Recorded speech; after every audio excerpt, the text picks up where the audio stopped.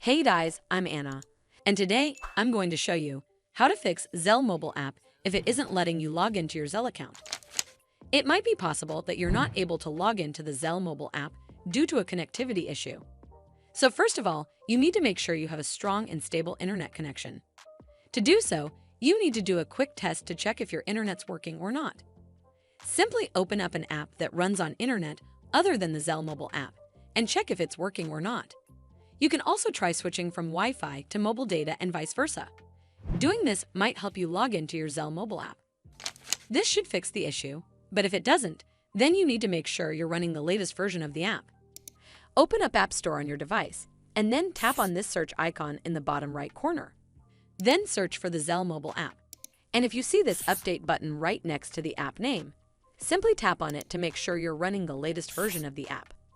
But if you still encounter this issue, then you need to clear App Cache. Go to your device settings and then scroll all the way down to General and tap on it. Then tap on iPhone Storage. From here, search for the Zelle mobile app and then tap on it. Once you're on this screen, you need to tap on Offload App. Tap again to confirm. It'll take a bit for processing, and then a reinstall button will show up. Simply tap on it to reinstall the app. This should fix the issue, but if it doesn't, then you need to completely reinstall the app. Follow the on-screen instructions to navigate all the way to the app page. Once you're on this screen, tap on Delete App to uninstall the app from your device.